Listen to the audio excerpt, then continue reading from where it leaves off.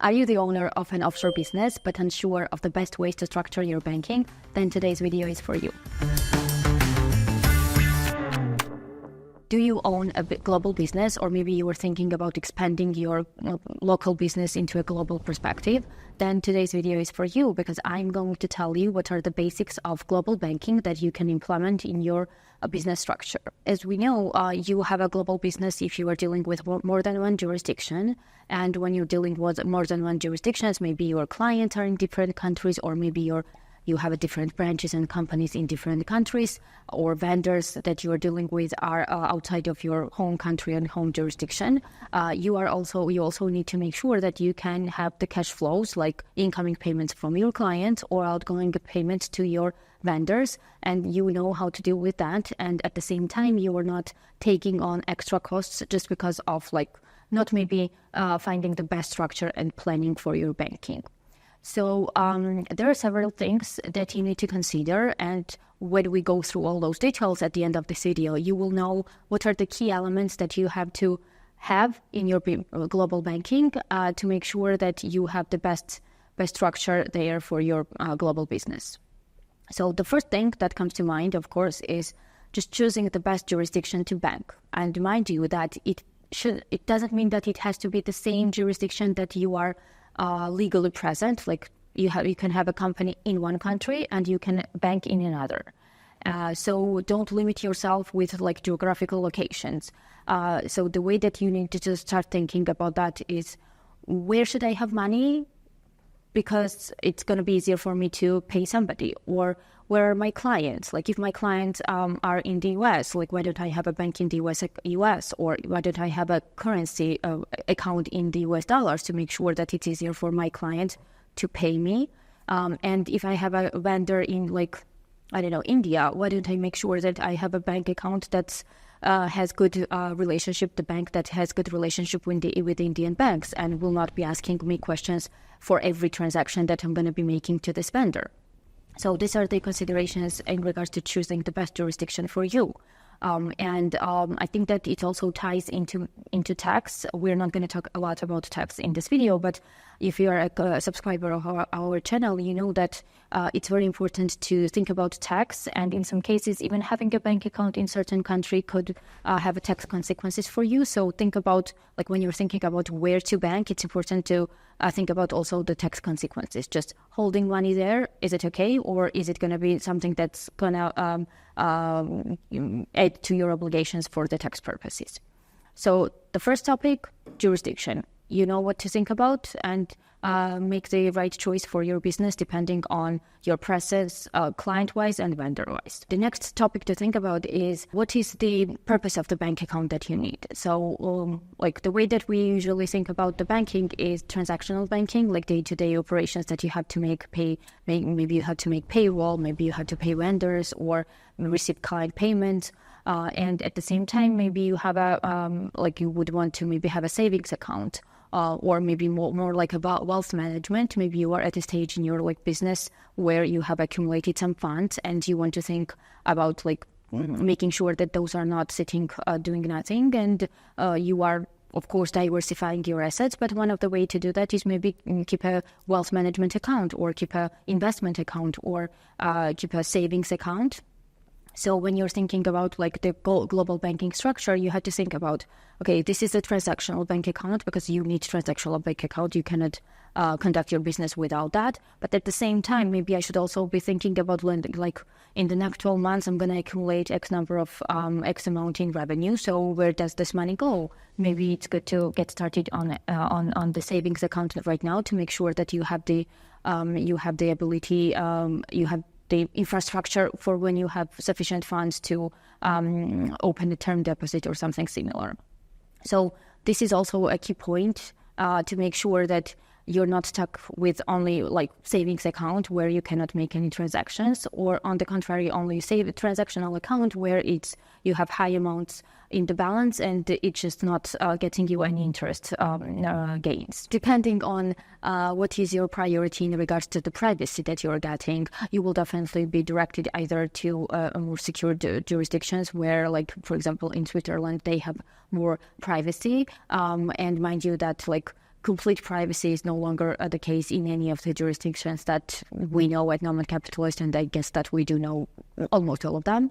And so if your priority is to get privacy, that definitely gives you a selection of the banking jurisdictions there.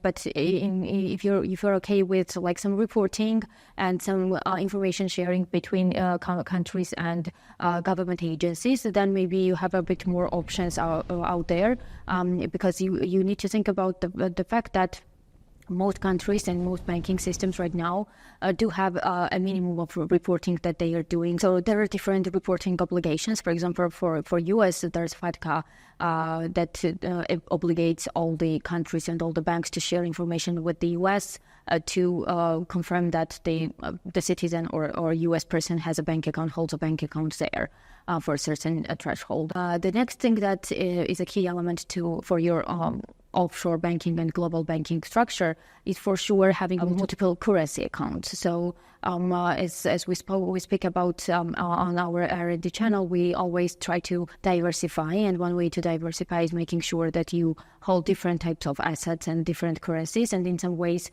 diversifying your currencies in different balance in different currencies gives you more security and reduces your risk of exposure and some potential loss.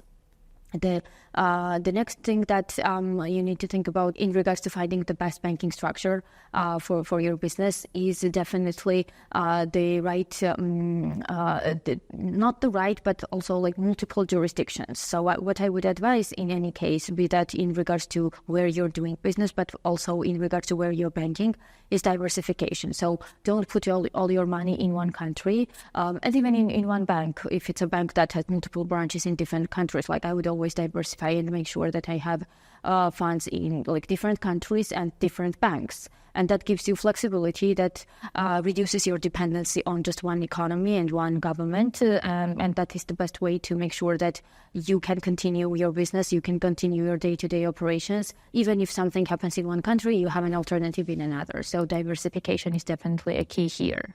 One other note that I would make in regards to finding or not finding, it's more about like establishing the best banking structure for your business, is to make sure that you are compliant. So we talked about some compliance and like requirements that the banks have with different governments, but at the same time, you need to think about like how the bank that you are choosing to work with works. Like there are some banks that ask you to provide additional documents for every transaction that you're making. Like if you are receiving a client payment, they would ask you to provide the invoice and the agreement for the services or the goods that you're providing to this client each and every time. So is it something that you want to necessarily be doing for every transaction? Or maybe you would prefer to have a bank account less restrictive in that regard, or maybe just diversify and, use that account as wealth management and find a more flexible account for transactional services, right? So in that regard, I think that one of the biggest basics that you need to cover is just to make sure that you have access remotely. So online banking, mobile banking need to be carefully chosen. And what I mean by this is, it's one thing when a bank says that they have mobile banking, they have online banking, they provide remote services, so you are able to manage and have access to your funds from other countries. But it's another thing when you actually, I've had this case myself where you open the bank account, everything works on the surface, they have guidelines on how to use the online banking, but then something small doesn't work. Maybe it's the phone number that you need to maintain in the country of the bank account, because they need to send you one-time codes, and you are unable to receive it in any other in any other country.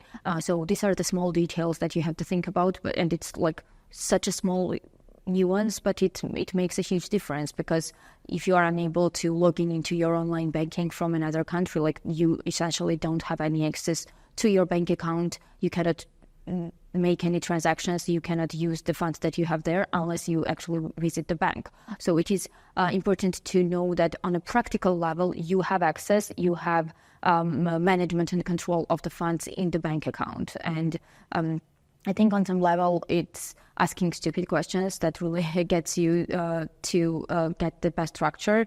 When you're talking to a banker, you ask, okay, do I need a phone number here? Will I be able to receive this code in another country, I'll tell them I usually spend my year in this countries. Is there any restriction with those countries that your bank has that I need to be aware of? I would always try to go for the bank that has a like hotline for like foreigners. It means that they are more aligned to foreign offshore banking needs. And it means that they would be more flexible with the communication, and also they generally understand that you don't have to be in the city to manage a bank account, because there are some like very local domestic banks that kind of don't deal with international customers a lot. So it's like everything that they have to do with you is a bit more of a unusual business for them. So they may be asking a bit more questions. So when you're just thinking about the basics, you start with the bank that has experience with dealing with international business, that understands that you sometimes have to make payments to the vendors that are located in different countries, and that's okay. And they can manage that, and they will understand when you're explaining what the service is for and how your business works. So those are the small basic details that you have to be paying attention to make sure that the structure that you have for your banking really is the best fit for the global business structure that you are maintaining and maybe planning to expand to. Because what I found from my work with Nomad and just seeing how our clients also deal with their business, the dealings and the challenges there is it's better to plan in advance. So maybe you're not there yet. You're not in a situation where your business has clients in like 20 countries. But for you to get clients from 20 countries, you need to have infrastructure that can accommodate that and that can support that growth. So maybe you need to put in place those elements in the infrastructure before you actually get to 20 clients, because it's always difficult then to catch up on those things. Like you may have a client and then you don't know where the client is going to be paying you to. So it's the best thing to do is plan all that and implement all that a bit earlier than when you actually need it. Because the one thing for sure is you cannot, like, there are banks that you can open in one day, but they're not all the banks. And especially for business banking, you need a bit more time. You need to provide a bit more information, sometimes in person and sometimes online. So those are the things that you have to consider. You cannot be like, okay, I need a bank today and the bank account will be ready today. So plan in advance and make sure that you can predict to the best of your knowledge what your needs are going to be from the business side, to make sure that the banking side also can maintain and accommodate the growth that you're planning in the next, 6 to 12 months or even more. A couple of final key points that I would point out in regards to what makes a good banking structure for your business. So reputation is the first thing that also comes to mind. One of the first things, it's always a give and take with reputation and accessibility, because there are banks that have very good reputation, but they are not accessible to, Swiss banks have good reputation. Singapore banks maybe have very good reputation, but at the same time, can you open a business account there? Like in Singapore, you need to have a business registered in Singapore to have access to the Singaporean bank account. And in other cases, like Swiss banks also require certain minimum deposit. So maybe because of the balance that they require for you to maintain, it's not the best option for you right now. So it's always a give and take in regards to what's your priority and what you can do right now. And maybe that is something that you can strive to and achieve in a few years and open a bank account there later. One other thing that really is a key point in making sure that the banking infrastructure you have is the really good fit for your business is the payment platforms and payment getaways. Like, for example, if you have an e-commerce account, if you have clients and customers paying you via credit card or PayPal or Stripe or something like that, you need to be able to connect that to your bank account. You need to be able to open the accounts for those platforms and be able to maintain that. And of course, the fees are very a key point to think about what it's going to cost you to maintain the account there and open the account and transfer funds from this account to another. So it is a very important, and sometimes it's also the way I always think when I'm thinking about even the plan for the legal structure, right? I always think, okay, it may be very easy to open a company there, but can I have all the banking that I need with that company. And it goes both ways. Like if I need a bank account here, what kind of company can open a bank account there? And maybe in some cases, like it makes sense for me to, from the banking requirement, to maybe establish a company in some other country where it's going to give me the banking access to the banking that I need. So those are questions and maybe like check questions that I would be asking, where like what do I need from the bank account? This is what I need. Where do I stand with my global structure, legal structure? This is where I stand. Does it fit together? Or maybe there's one element that you need to put in the middle, like one additional bank or one additional company that's going to make sure that everything ties in together. So hopefully with this video, you have a better understanding of what are the basics of the banking structure that you need to maintain to support your global business. Please like, share, and subscribe, and I will see you in the next episode.